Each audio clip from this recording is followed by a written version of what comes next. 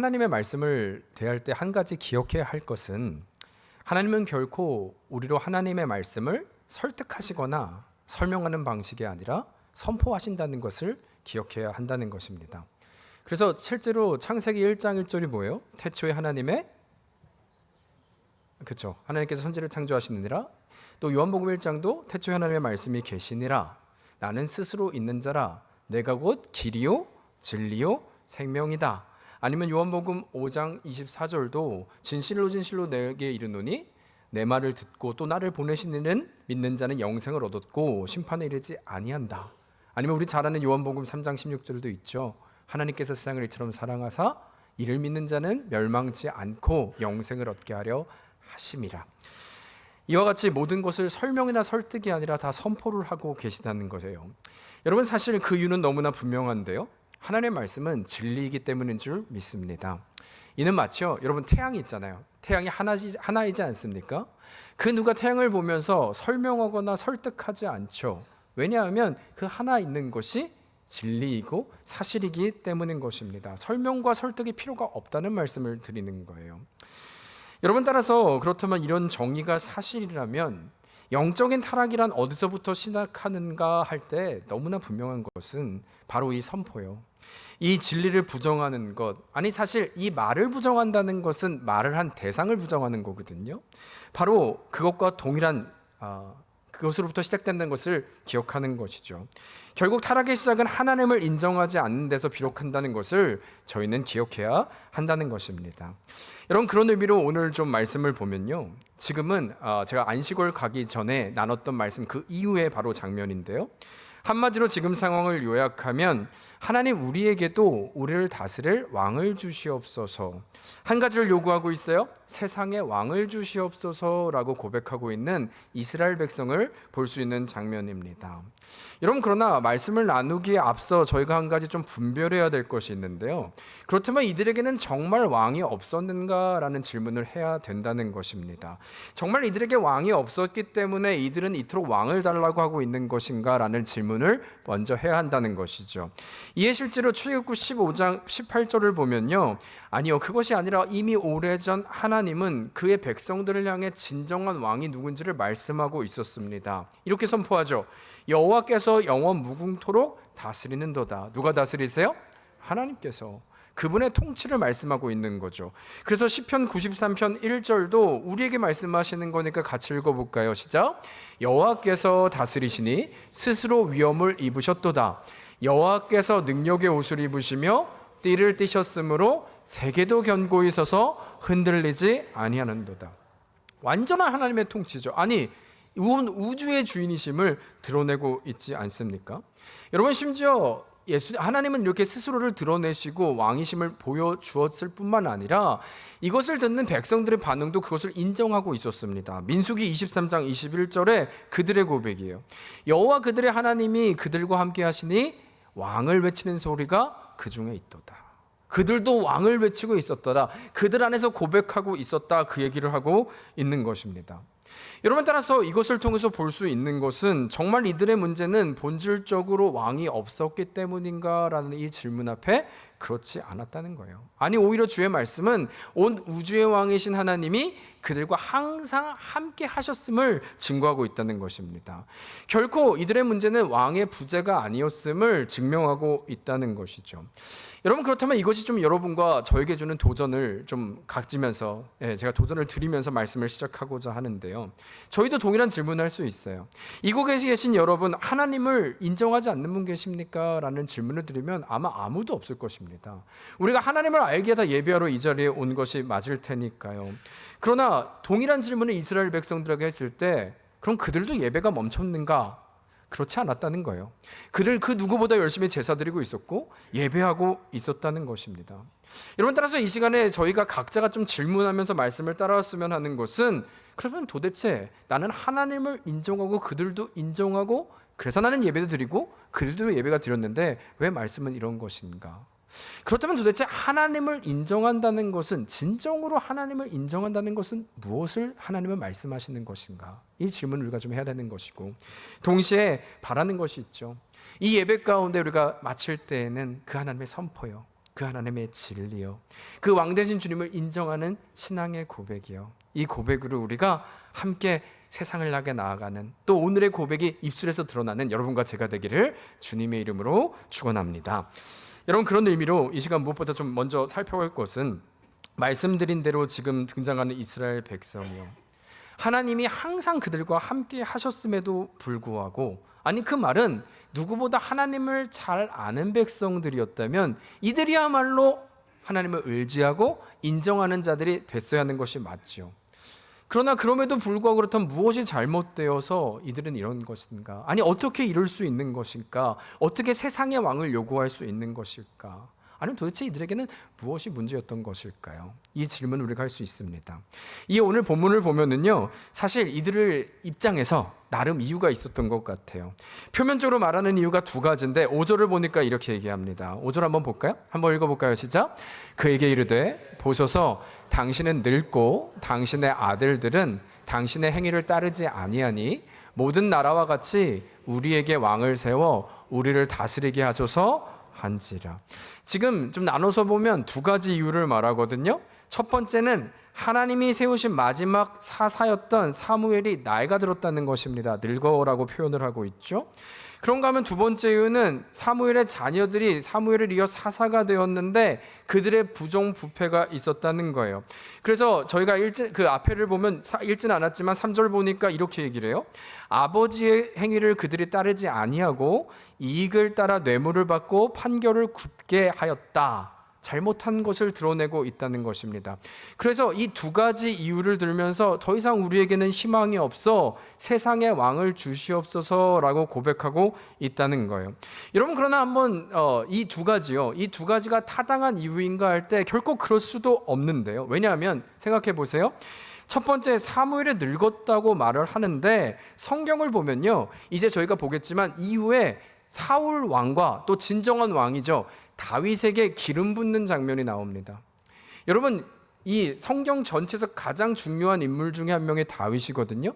그 장면이 곧 나온다고요. 이것이 의미하는 것은 사무엘에게 가장 영적인 전성기가 언제인가라고 묻는다면 지금이라는 것이죠. 가장 충만했던 그 순간임을 보여주고 있다는 것입니다. 게다가 나이가 문제가 될까라고 할 때 모세를 향한 하나님의 말씀이 있었어요. 모세가 80 되었을 때 하나님이 말씀을 이렇게 더하셨는데 모세오경에 보니까 모세가 죽을 때 나이 120세였으나 그의 눈이 흐리지 아니하였고 기력이 쇠하지 아니하였더라. 하나님은 분명히 말씀하시기는 나이가 중요하지 않고 오히려 하나님이 그를 붙잡고 사용하신 나이가 80이었다라고 말씀을 하고 있다는 것이죠. 더 충격적인 것은 사실은 이스라엘 백성들이 그렇다면 이 분위기와 사무엘과 영적인 분위기를 몰랐을까? 아니요, 이스라엘 백성이라면 누구나 알고 있는 사실이었습니다. 결국 이 문제는 이스라엘 백성들 가운데 사무엘 뒤에 계신 하나님을 신뢰하지 못했던 것이지 사무엘 나이나 그가 늙었다는 것이 문제가 되지 않는다는 것이죠. 아니면 두 번째요, 이유가 있다고 했죠. 사무엘 자녀들의 타락을 이들은 근거로 두고 있습니다. 그러나 이 또한 핑계가 될 수밖에 없는 것은요, 지금 이들이 살고 있는 시대상이에요. 어느 사사 시대보다 역사적으로 보면 사무엘이 통치하는 시대는요, 가장 평안하고 가장 안정적인 샬롬의 시대였다는 거예요. 물론 자녀들이 타락했습니다. 문제가 있었어요. 그러나 그것이 이스라엘 백성들에게 실질적인 불편함을 가져왔는가라고 할 땐 아니요, 오히려 가장 편했다니까요. 가장 안전했다니까요. 오히려 해석은 이것이 맞겠죠. 인간은 타락하면 오히려 평안하면 다른 생각을 하게 되잖아요. 실제로 이스라엘의 과거를 보아도 힘들 때, 보이지 않을 때, 땅도 없고 먹을 것이 없었을 때는 하나님께 갈급한 심령으로 나아갑니다. 그러나 문제가 생기면 엎드렸던 그들이 다시 한번 평안해지면 하나님을 버리고 다른 것을 쫓았던 모습을 갖고 있는 것이죠. 지금이 바로 그 모습이라는 거예요. 여러분, 따라서 이 두 가지의 근거 맞는가라고 할 때 결코 그것은 이 합당한 근거가 되지 못한다는 것이죠. 그럼 무엇이었을까요? 이들이 왜 세상의 왕을 요구하고 있는 것일까요? 겉표면으로는 이렇게 보이지만 진짜 이유가 있었음을 우리는 봐야 한다는 것입니다. 오늘은 이에 좀 세 가지를 나누고자 하는데요. 첫 번째, 이들이 요구한 이유는 하나님이 아니라 사무엘, 즉 인간을 의지했기 때문이라는 거예요. 이것을 우리는 구별할 줄 알아야 됩니다. 조금 전 5절을 저희가 읽었죠. 두 가지 이유를 말씀드리는 거예요. 첫 번째, 사무엘이 늙었다, 당신들의 아들이 악하다라고 말한 그것. 여러분, 그러나 이 말은 좀 다른 각도로 표현을 하면 이렇게 말할 수도 있잖아요. 여태까지 사무엘 당신이 젊었고 당신이 우리와 힘을 낼 수 있을 때까지는 괜찮았는데, 문제는 이제는 사무엘 당신이 나이가 들어서 떠나면 우리가 어떡합니까? 라는 걱정이 생기기 시작한 거예요. 뭔가 대책을 세워야 되지 않겠습니까? 그래서 보았던 것이 사무엘의 아들들이었는데, 그 아들들의 상태를 보니까 문제가 많은 것이죠. 이들이 스스로 생각합니다. 우리가 전략을 짜고 대책을 강구하지 않는다면 큰일 나겠다, 망할 수도 있겠다. 그런데 주변 나라를 보니까 저들도 왕이 있는 것이죠. 이에 세상의 왕을 요구하고 있는 것입니다. 결국 이들에게 왕을 세우고자 하는 중심, 그 근본적인 첫 번째 이유는 다른 것이 아닌 사무엘의 존재 여부였다는 것이죠. 하나님이 아니라 사무엘이 함께 하느냐 함께 하지 않느냐가 이들에게는 모든 가장 중요한 이슈였다는 것입니다. 이것이 흔들리니까 다 흔들렸다는 것이죠. 여러분, 이는 마치 인간의 우리들의 모습도 동일한데요, 출애굽기에서도 동일한 모습을 보여줍니다. 사람을 의지하는 결과요. 광야에서 이들이 출애굽한 이후에 40년을 살게 될 때 모세가 잠깐 사라졌죠. 시내산에 가서 십계명을 받기 위함이었습니다. 여러분, 사람을 의지한 결과를 기억하십니까? 이들은 모세가 내려오지도 않고 보이지 않자 어김없이 우상을 만들어 영적 타락의 그 자리를 걷게 되었다는 것입니다. 위기가 찾아오는 것, 사람을 의지하는 것임을 성경은 기록하고 있죠. 여러분, 이에 여호수아 1장을 보면은요, 하나님께서 아주 분명하게 사람을 의지하는 것이 무엇인지, 또 너희가 정말 의지해야 되는 분이 누구신지에 대해 아주 강력하게 말씀하시는데, 여호수아 1장을 제가 비유로 가져온 것은 이때에도 동일하게 모세가 사라지기 때문이에요. 똑같은 장면입니다. 근데 좀 상황은 달라요. 어떤 상황이냐면 이제는 모세와 여호수아의 리더십이 바뀔 때죠. 그러니까 잠시가 아니라 이것이 모세의 마지막 유언 같은 장면인 것입니다. 끝난 거예요. 얼마나 두려웠을까요? 얼마나 불안했을까요? 이스라엘 백성도 사실 불안했지만 저는 가장 불안했을 수 있는 사람이 여호수아가 아니었을까 생각 들어요. 여러분, 모세라는 거장 뒤에 리더십이 되는 게 와, 저 사람 리더가 됐구나, 좋았을까요? 아니요. 그 부담감은 이루 말할 수 없습니다. 그 불안함과 내가 할 수 있을까요? 라는 여러 가지 질문들이요. 그런데 이 상황에서 우리 주님은, 하나님께서는 그의 마음을 알았는지 3번이나 너는 강하고 담대하라, 강하고 담대하라, 마지막 때는 극히 강하고 담대하라라고 말씀하세요. 그런데 이렇게 극히 강하고 담대하라라고 말씀하신 근거가 그 여호수아 1장 5절에 있는데, 이 말의 구조는 너가 리더니까 힘내라 응원하는 하나님이 아니라 무엇 때문에 강하고 담대해야 되는지를 말씀하시거든요.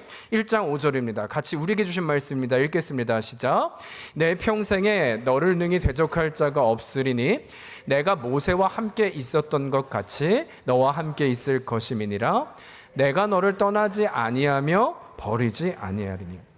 여러분, 보이시는지 모르는데요, 하나님께서 담대함의 근거는 말씀드린 대로 너가 리더니까 힘을 내, 내가 응원할게를 말씀하신 것이 아니라 한 가지 분명한 것은 두려워하지 마. 왜냐하면 모세가 너희를 다 이끈 것이 아니라 모세와 함께 있었던 내가, 모세를 이끈 나 여호와가 인도하였던 것인데, 이제는 나 여호와가 누구와 함께 있겠다? 여호수아와 함께 했다는 거예요.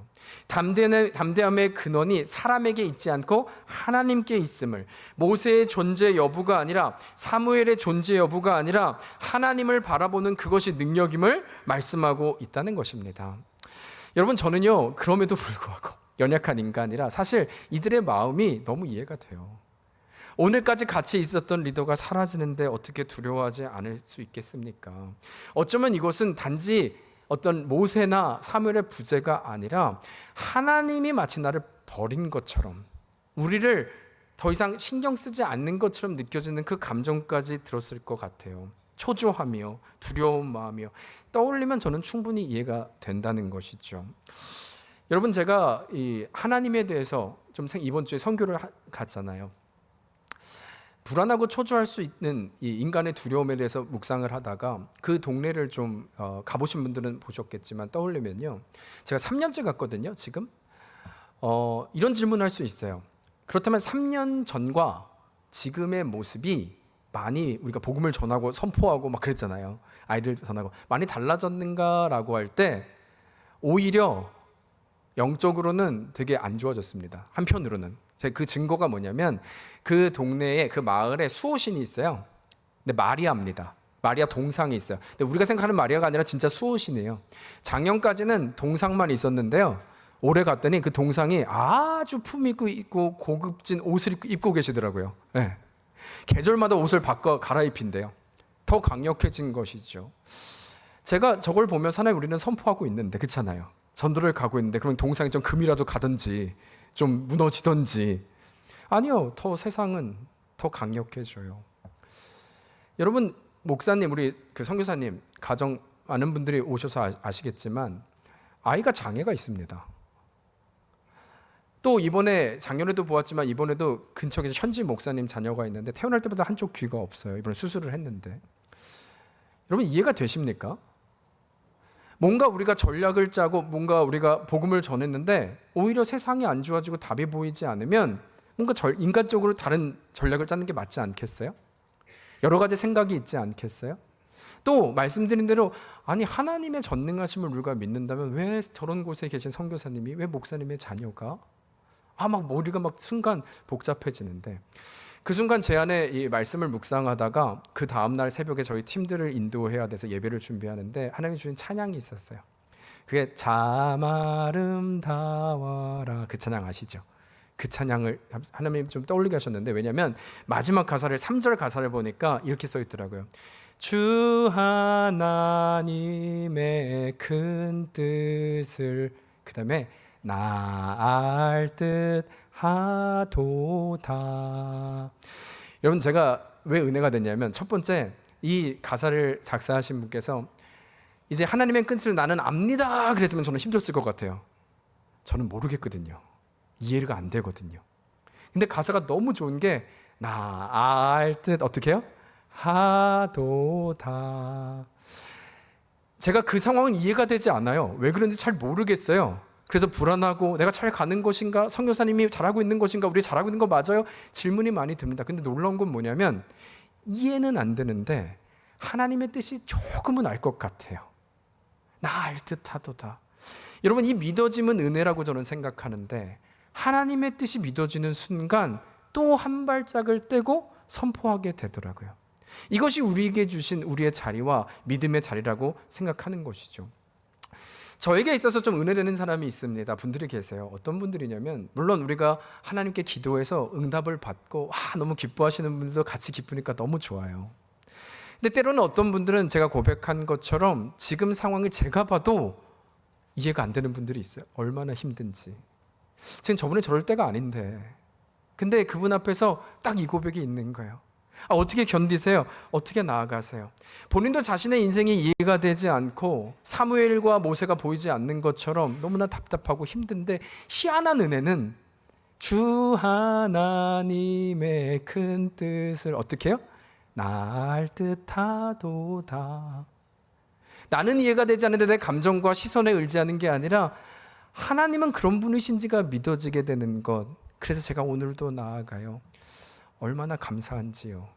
그 신앙의 힘이요. 저는 그 간증을 들으면 고백하게 돼요. 우리의 영적인 한계들을 하나님은 우리를 아시니까 우리가 이것들을 능히 감당할 힘을 주시니까 오히려 이것이 그분들의 영적인 수준을 높이고 있구나. 여러분 이 자리에 우리의 삶 사무엘과 모세는 보이지 않지만 우리도 의지하는 대상 그것이 물질일 수도 있고 사람일 수도 있지 않습니까? 아니면 우리가 붙들고 있는 무엇이 있지 않습니까? 아니면 지금의 여러분의 삶 가운데 이해되지 않는 할 수 없는 어려운 바닥 같은 상황이 있으십니까? 여러분 그때 우리가 한 가지를 기억하죠. 우리에게 은혜를 더하실 때 한번 같이 찬양해 볼까요? 주 하나님의 큰 뜻 나 알 듯하도다 나 알 듯하도다. 사랑하는 성도님들 이 은혜가 여러분의 고백이 또 저의 고백이 우리의 고백이 되기를 주의 이름으로 축원합니다. 주님 알고 싶습니다. 좀 알 것 같습니다. 그때 하나님은 분명히 우리에게 은혜를 주시고 최선의 길로 인도하실 줄 믿습니다. 여러분 둘째로요. 이들이 왕을 요구한 이유가 무엇인가라고 하면 그것은 내가 이 상황을 가장 잘 안다고 하는 익숙함, 그 교만이 있었기 때문이라는 거예요. 전에도 한번 말씀드린 적이 있는데 여러분, 익숙함과 아는 것에는 분명한 차이가 있습니다. 익숙한 건 이런 거예요. 제가 아주 어렸을 때 저희 집에 이 TV가 한 대 있었는데요, 안테나 TV였습니다. 우리 청년들에게 뭔 소리야 이럴 수도 있는 지금 시대인데, 여러분 안테나 TV를 좀 떠올리시면, 저도 원리는 몰라, 왜 그런지 아무도 모를 거예요. 저희가 사남매인데 TV가 안테나를 잘못하면 TV가 지지직하고 안 나오죠. 근데 어느 자리에 누군가 서 있으면 TV가 나오는 거 경험해 보셨어요? 그래서 저희들 이렇게 지나가다가 안 나오면 저희 누님들이 너 저기 가서 서 있어 그랬어요. 벌 쓰는 것처럼. 근데 희한하게 이게 되겠어 하고 서 있으면 TV가 나와요, 안 나와요? 어떻게 하세요? 나오는 거예요. 벌 받듯이 그렇게 있는 것이죠. 그러나 어느 날은 그것도 효과가 없을 때가 있어요. 그리고 TV가 점점점 이제 수명이 되니까 그래서 그런지 지지직거리기 시작하는 것이죠. 그런데 이게 드라마 보다가 여러분 끊기면 그렇게 화가 나는 게 없잖아요. 그래서 제가 짜증을 냈는데 갑자기 큰 누님이 와서 말하더라고요. 아니 너 그렇게 하지 말고 잘 봐. 그래서 갑자기 가더니 TV를 한 대 퉁 치는 거예요. 어떻게 됐을까요? 나왔을까요? 안 나왔을까요? 저희 집 와보셨어요? TV가 나오는 거예요. 놀랍게도 문제가 해결되는 것이죠. 여러분, 그렇게 해서 한 번 답을 찾으니까 그 다음부터 제가 어떻게 했을까요? 잘 안 나오면 계속 때리는 거죠. 계속 때리는 거죠. 저희 식구가 6식구였으니까 그 텔레비가 무슨 죄입니까? 얼마나 많이 맞았겠어요, TV를 보려고. 여러분, 그래서 제가 묻습니다. 아니 도대체 왜 때리는데 나오는 거야? 이게 왜 그런 거야? 그러면 저희 누나가 대답을 하지요. 그냥 때려. 뭘 알라 그래. 그냥 때려. 여러분, 생각해 보면 이 TV를 때리는 거예요. 그러면 자꾸 때린다는 표현을 해서 TV를 치는 거예요. 이 행동이 TV의 문제를 정확히 안다, 정확히 진단한다라고 말할 수 있겠습니까? 아니죠. 이것은 그냥 현상만을 해결하고 있는 것이죠. 이 상황에 우리는 익숙한 겁니다. 그러니까 계속 반복해서 치는 거지 정확히 문제를 아는 것이다 라고 말할 수 없다라는 것입니다. 여러분, 이스라엘 백성들에게 적용하면 이런 거예요. 이들에게는 이제 사사시대가 익숙해졌습니다. 우리도 알죠. 사사시대의 패턴을 알지 않습니까? 각자 소견에 오른 대로. 그래서 하나님이 사사를 세우셨지만 또 타락하고 반복했던 그거요. 어쩌면 이들은 이 패턴을 익숙해졌을 수도 있겠다는 생각이 들어요. 마침 사무엘이 늙었고 그 아들들이 사사가 되었지만 타락한 모습이 보입니다. 익숙한 패턴이 보이는 거예요. 잘 안다고 믿게 된 상황이죠. 이제는 TV가 지직거리고 잘 안 나오니까 그들이 말하는 것입니다. 내가 이 상황과 이 패턴을 너무나 잘 아는데 이제는 이 사사는 끝났어. 이 사사로는 안 돼. 다른 대책이 필요해 라고 말을 하고 있는 거예요. 여러분, 제가 조금 전 나눴던 TV 얘기를 조금 더 해볼게요.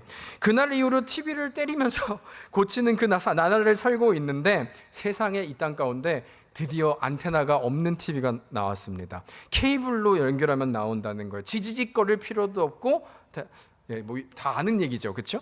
그런 TV가 나온 거예요. 저희 자녀들이 부모님께 뭐라고 때를 썼을까요? 저 TV 반드시 사야 돼. 자신 없으시죠? 어찌 이렇게 나올까? 저 TV 반드시 사야 된다고. 안테나 없는 TV 사야 된다고. 그러면서 하는 말이 있는 거예요. 왜 사야 되냐? 그러면 고장났다고. 이 TV, 안테나 TV 고장났다고 그냥 말을 하는 거죠. 사실 저는 지금도 그때도 그 TV가 고장났는지 안 났는지 모릅니다. 오히려 전문가가 봤을 때 고쳐주셨을 수도 있겠죠. 그러나 그 당시 저희들에게는 그게 중요한 게 아니었어요. 단지 바꿔야 된다. 단지 새로워야 된다. 단지 이전과는 다른 뭔가 팬시하고 우리가 볼 수 있고 내가 편리한 것이 필요하다라는 일념 하에 좋아하는 프로를 보고 싶은 그 마음에 바꿔야 한다 말하는 것이죠. 지금 이스라엘 상황을 말하는 거예요. 이들도 바로 이 마음이 있는 겁니다. 오히려 이들의 실제적인 문제는 하나님을 신뢰하지 못한 것이었음에도 불구하고 회개해야 됐음에도 불구하고 이들은 상황만을 바꾸고 있다는 것이죠. 여러분, 저는 우리의 신앙생활도 한번 생각해 봤으면 좋겠어요. 한번 질문해 볼까요? 여러분, 우리가 정직하게 돌아보면 신앙생활 언제 문제가 생길까? 여러분, 새신자, 초신자 아니면 교회에 본인이 익숙해진 사람들 셋 중에 누가 교회 문제를 많이 일으킬까요? 아시겠지만 저희 교회는 좁아서 아닌데요. 제가 농담으로 그런 말 하죠. 교회에서 앞에서 세 번째 줄까지가 제일 문제라고. 여기 계신 분들 아닙니다. 교회 익숙함이요. 어느 순간 내가 이 예배도 알고 패턴도 알고 설교도 알고 성경 내용도 알고 모든 것을 알고 있다고 여겨지기 시작할 때 우리에게 문제가 생깁니다. 교회 사역은 이렇게 하는 거야. 내가 가져온 그 패턴이 있어. 내가 가져온 흐름이 있어. 교회는 이래야 돼. 익숙해지는 순간 우리는 오히려 자신을 의지하는 모습을 된다는 것이죠. 여러분, 그러나 우리가 좀 기억해 봅시다. 새로워짐을 얘기하지만 2000년 전 교회가 세워진 이후에 하나님께서는, 아니 예수 그리스도께서는 우리가 교회가 무엇으로 세워진다고 말씀하시냐면 새로운 것이라고 말하지 않고 본질에 대해서 말씀하세요. 내가 그럼에도 불구하고 길이요 진리요 생명이다. 우리는 자꾸만 아니 그것 말고 교회는 뭔가 더 새로워져야지요. 더 많은 걸 팬시해져야죠. 그래야 많은 사람들이 오지요. 지금 이 시대를 보세요. 이 정도로는 안 돼요. 말씀만 갖고는 안 돼요라고 얘기를 합니다. 여러분, 그러나 우리가 분명히 기억합시다. 하나님께서 말씀하신, 아니 예수 그리스도께서 말씀하신 세우신 교회의 본질뿐만 아니라 교회는 무엇으로 새로워지는 것이냐면 인위적이고 새로운 세상의 것을 가져오는 것이 아니라, 우리 한번 믿음으로 히브리서 4장 12절 읽을까요? 4장 12절입니다. 함께 읽겠습니다. 시작. 하나님의 말씀은 살아있고 활력이 있어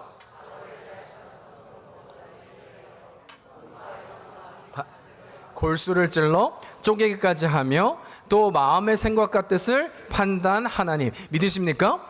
아멘. 여러분, 하나님께서는요, 주의 말씀은 지금도 살아서 역사하시는 줄 믿습니다.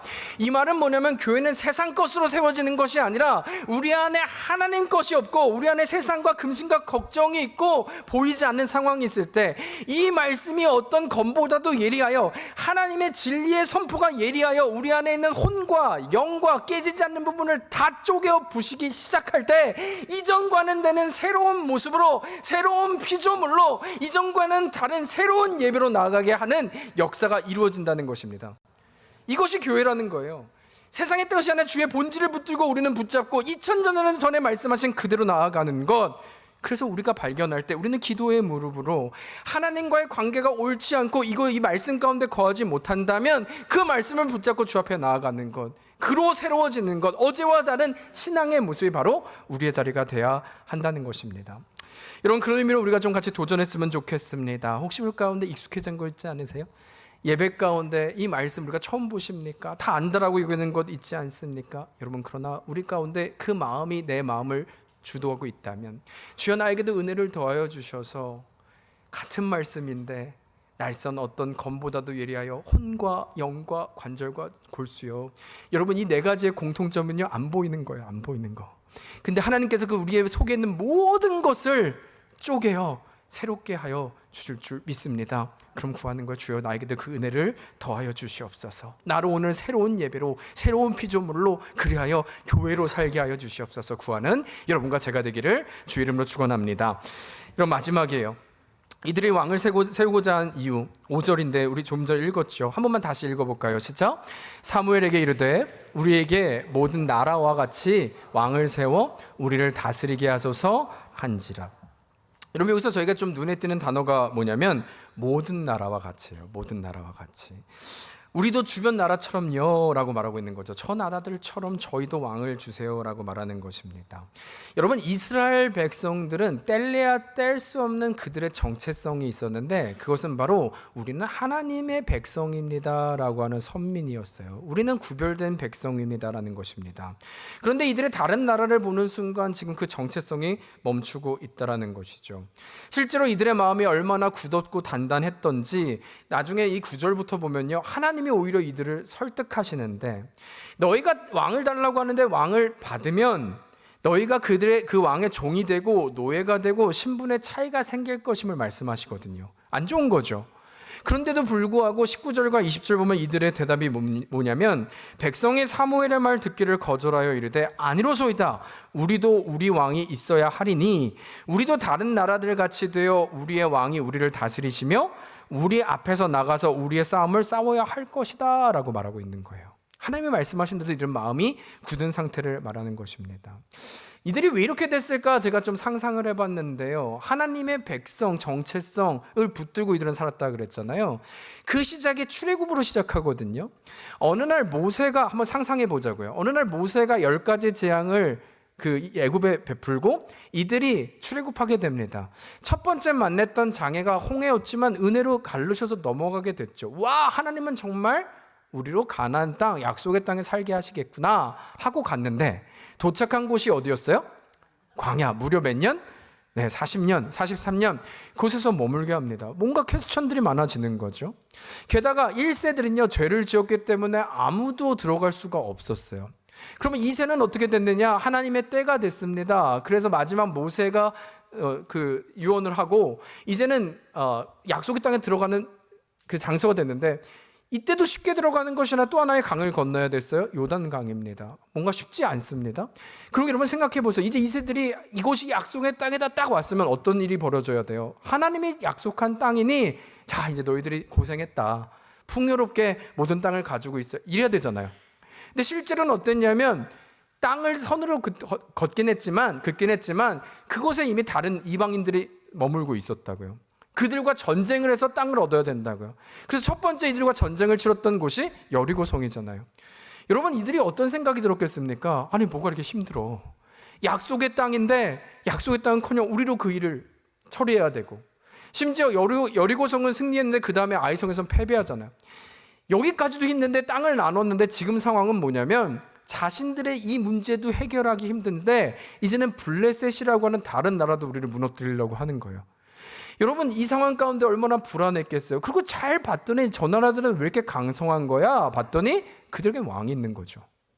저들에게 왕이 있고 군사가 있고 무기가 있고 우리에게는 없고 불안한 겁니다. 두려운 겁니다. 다른 말로 하면 자신들의 모습이 초라할 뿐만 아니라 부끄러웠을 수 있다는 것이죠. 그것이 지금의 상황이라는 거예요. 여러분 그러나 우리가 좀 기억할 때 어떤 분의 칼럼에서 이런 글이 있더라고요. 이스라엘 백성의 역사상 가장 주눅들었을 사건이 무엇일까라고 할 때 본인은 아마 다윗과 골리앗 사건이었을 것이다 라는 거예요. 우리가 다 아는 이야기지 않습니까? 다윗과 골리앗 사건을 우리가 좀 떠올리면 그 성경을 기초로 했을 때 다윗은 그 당시에 18세 미만이었다고 생각하는 것이 많은 신학자들의 동의하는 내용입니다. 그래서 우리가 아는 것처럼 갑옷을 입었다가 그 갑옷이 맞지 않아 벗잖아요. 여러분 이것이 말하는 건 사실은 싸움을 해본 적이 없는 친구라는 의미인 것이죠.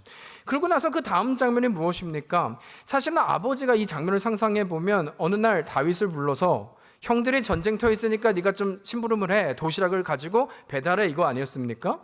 그래서 다윗이 그곳으로 가는 것이죠. 갔더니 어떤 일이 벌어진 거예요? 완전 이스라엘 군사가 있는데 이스라엘 군대들이 저 블레셋 솔로몬에게 모욕을 당하고 있는 것이죠. 하나님이 어딨냐? 있으면 나와봐라 외치고 있는 것입니다. 여러분 이때 좀 군인들의 표정을 한번 떠올려 보시겠어요? 어땠을까요? 마치 영화를 보면 이렇게 쫙 클로즈업 하잖아요. 카메라로 군인들의 표정을 보니까 사기란 사기는 다 잃고 이제 완전 죽었다라는 표정 아니었을까요?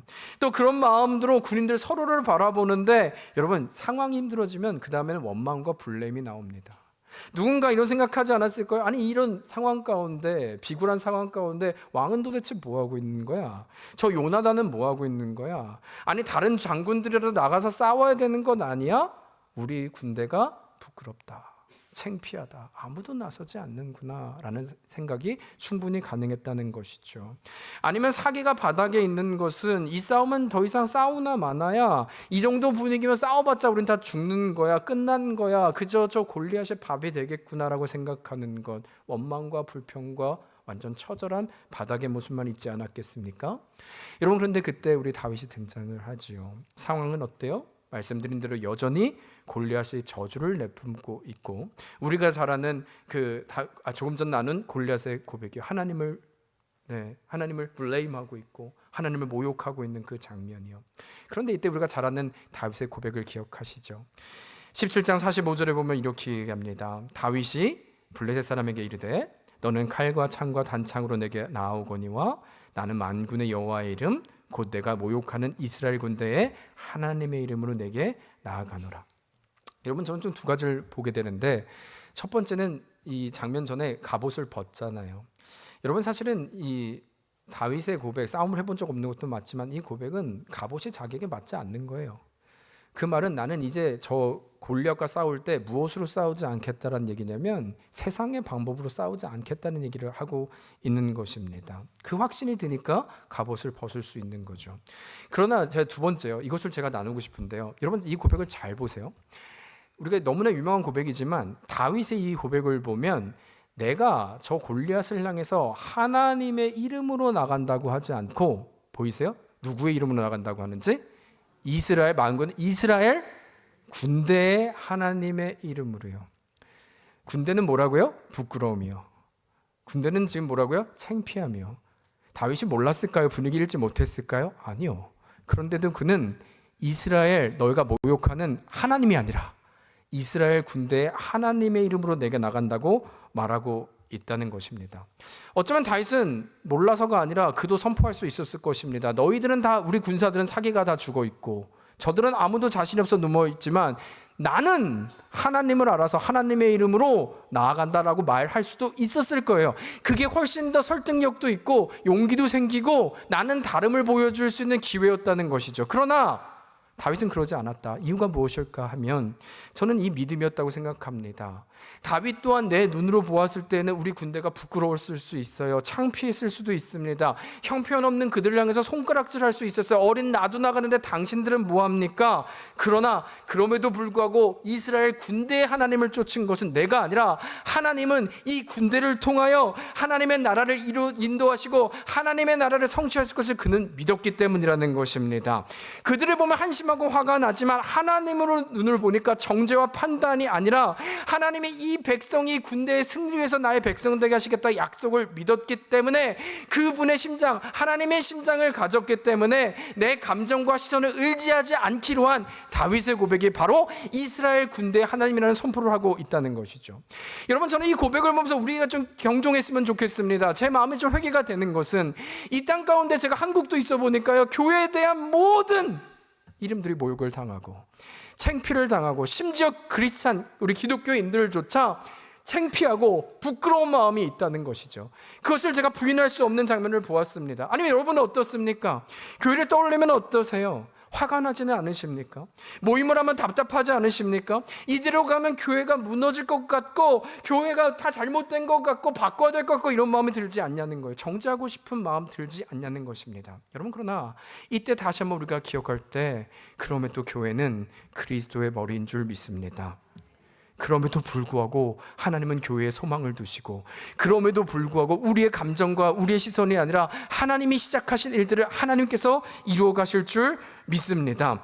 여러분, 우리의 연약함, 인간의 연약함과 상관없이 우리의 눈으로 볼 때 화가 나고 답답할 수 있지만 하나님은 그 일을 이루심을 반드시 기억해야 된다는 거예요. 여러분, 이 말은 동시에 이런 말과 동일합니다. 교회만이 아니라 교회 대신 여러분과 저에게도 하나님은 우리를 통하여 일하실 것을 기대하시고 나는 내 자신을 의지할 수 없고 나는 아무것도 아닌 것 같은데라고 할지라도 그게 아니라 너는 하나님의 군사이기에, 오늘 찬양 너무 감사해요. 십자가 군기, 너는 군사이기에 이스라엘 군사의 이름으로 우리를 부르셨다면 여러분 어떻게 하시겠어요? 하나님께서 그럼에도 내가 이 교회의 꿈을 갖고 있다, 하나님의 나라는 아직 무너지지 않았다, 내가 너희를 통해서 이룰 꿈이 있다라고 하나님이 결정하시고 말씀하신다면 여러분 어떠시겠습니까? 내 상황은 아닌 것 알지만 그래도 하나님이 여러분에게 꿈을 갖고 하나님의 부르심과 은사에는 후회하심이 없다고 말씀하신 그것을 여러분에게 말씀하시면 어떠겠냐고요. 여러분, 그때는 우리는 하나님을 신뢰하고 일어나는 거예요. 감정과 상황이 아니라 또 일어나 하나님이 완성시킨다고 약속하시기에 나아가는 것, 하나님의 생각이 우리의 생각하고 다르다고 말씀하시기에 우리는 그분을 신뢰하고 나아가는 것, 그것이 바로 우리의 자리라는 것입니다. 여러분, 하나님은 우리를 포기하지 않으시고 우리로 하나님의 교회 되게 하시고 우리로 군사 되게 하셔서 창피하고 모욕적이고 답이 없는 나약한 인간이 아니라 하나님이 이루실 것이기에 우리를 부르고 계신 줄 믿습니다. 그 자리에 또 한 번 나아가는 저희가 되기를 주 이름으로 축원합니다. 여러분, 마지막으로 우리의 자리요, 말씀을 마치면서 다시 이 사무엘을 떠올리고 있었으면 좋겠는데요, 이 상황 가운데 한번 생각해 보시겠어요? 한 평생을 우리 이스라엘 백성을 향해서 섬겼어요. 근데 대놓고 지금 하는 말이, 저희가 말씀이니까 너무 쉽게 얘기하잖아요. 대놓고 하는 말이 뭐냐면 당신은 늙었어요. 여러분, 은퇴 우리 어르신들이 계신데 한평생 여러분이 섬긴 곳에서 애썼는데 몸이 막 직장 한평생 애썼는데 돌아오는 직장에서 하는 말이 당신 늙었잖아, 나가. 당신 자녀들 타락했잖아, 나가. 기분 어떠시겠어요? 아, 주여가 나오잖아요. 벌써 주여. 화나시지 않겠어요? 여러분, 6절 보시겠어요? 그 고백을 들은 다음 구절, 우리에게 왕을 주어 우리를 다스리게 하라 했을 때, 그죠? 들었죠? 사무엘이 그것을 어떻게 했대요? 기뻐하지 열받았죠. 하나님의 마음의 것도 있지만 저는 개인적으로도 굉장히 사를 쓰고, 예수님이 아니잖아요. 사무엘은 내가 한평생 이렇게 했는데 기뻐하지 않았다는 거예요. 그러니까 저는 은혜가 돼요. 사무엘이 기뻐하지 않아서. 그러나 그 장면은, 그 다음 장면은 그래서 기뻐하지 않아서 상을 엎었다가 아니라 어디로 갔다고요? 여호와께 기도하며 신뢰하며. 하나님 지금 보이지 않는데, 우리 다 끝난 것 같은데, 모욕적인 것 같은데, 마리아 상이 옷을 입었는데 우리가 잘 가는 거 맞나요? 내가 잘하는 거 맞나요? 그럼에도 그 다음 자리는 그래서 그만두는 게 아니라 여호와께 기도하며. 여러분, 이 기도의 자리가 하나님을 신뢰하는 자리인 줄 믿습니다. 우리는 그렇게 살아냅니다. 우리는 그렇게 또 한 번 나아갑니다. 왜냐하면 나의 시선과 감정이 아니라 하나님이 지금도 일하시고 주께서 하나님의 나라를 이루어 가시기에, 여러분 그때까지 하나님의 나라는 결코 무너지지 않는 줄 믿습니다. 제가 한 주간 마지막 그 찬양 많이 했어요. 다른 고백이 아니라 주님 나를 통하여 나의 입술을 인하여 어떻게 해요? 주의 이름 높임을 받으소서. 기도의 자리요. 우리가 나아가고 반응해야 될 자리는 하나님을 신뢰하기에 세상과 감정이 아니라 기도의 자리에서 이 모든 것들을 의지하고 나아가는 겁니다. 여러분, 그것이 승리의 자리입니다. 하나님의 나라 이루어집니다. 하나님의 가정 기도의 자리에서 이루어집니다. 하나님의 선하심과 인자하심 반드시 성취됩니다. 이 확신 누리는 믿음으로 이번 한 주를 살아냅니다. 한번 옆에 계신 분들 인사할까요? 한 주를 살아냅시다. 그 은혜간에 거하는 여러분과 제가 되기를 주의 이름으로 축원합니다. 여러분, 그 마음으로 함께 찬양할까요?